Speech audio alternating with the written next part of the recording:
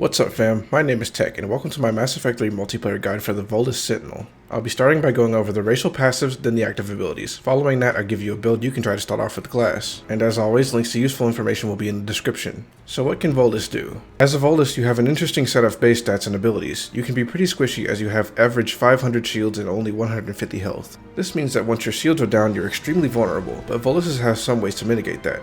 You're able to sprint and roll, but you can't use cover. You happen to be short enough that most cover will block a majority of attacks coming toward you, and depending on the angle, you can still shoot targets over cover.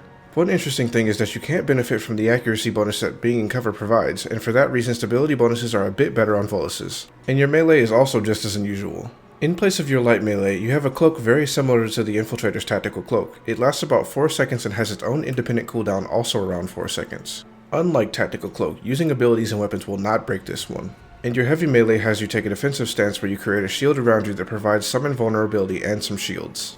It also deals a small amount of damage to targets near you. The Volus training tree is pretty similar stuff. The only small differences are that you get a bit less weapon damage overall, and instead of headshot damage at rank 5 you get a bonus to shield boost. And finally, the fitness tree is the only thing that's completely identical to the base human stuff. The Volus Sentinel is a powerful support class that specializes in enemy misdirection but can also be a strong healer. That misdirection is accomplished by your first two abilities, Decoy and Combat Drone. These two abilities are very similar in function and even in many of their little details. Their primary usage is to provide more targets for enemies to divide aggro between while CCing most infantry. They both can deal lots of electrical damage which makes them solid against shields, and they both have a detonate perk that provides more CC and can detonate all but biotic combos. Some units will ignore them, most of which are melee or elites. The list should be on screen. With those two extra targets and your cloak ability, you're able to juggle aggro very well with good positioning.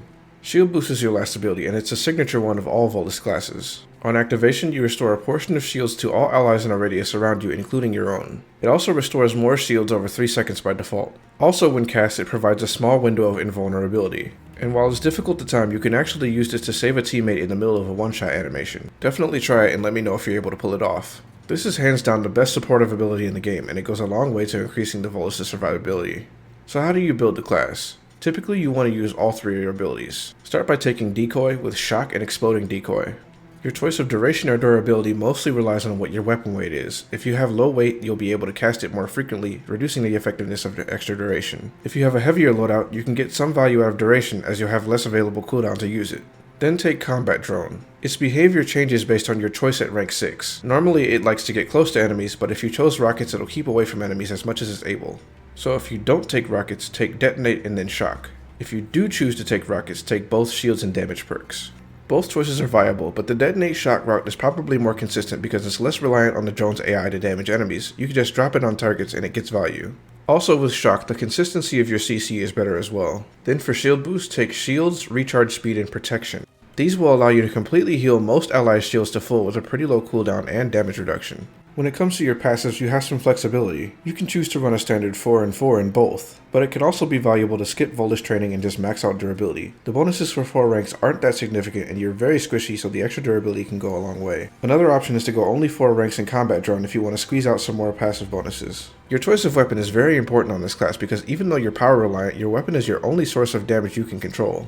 You can really choose to go either way in terms of weight loadouts because aside from shield boost, both your abilities have long durations. Typically, I prefer to have a balance somewhere in the middle. This class can also do very well with any weapons that have an AoE component as that increases your already good CC and allows you to prime targets which both summons can detonate with the right perks. Some examples of good options would be the Aegis, Falcon, Striker, or even the Scorpion.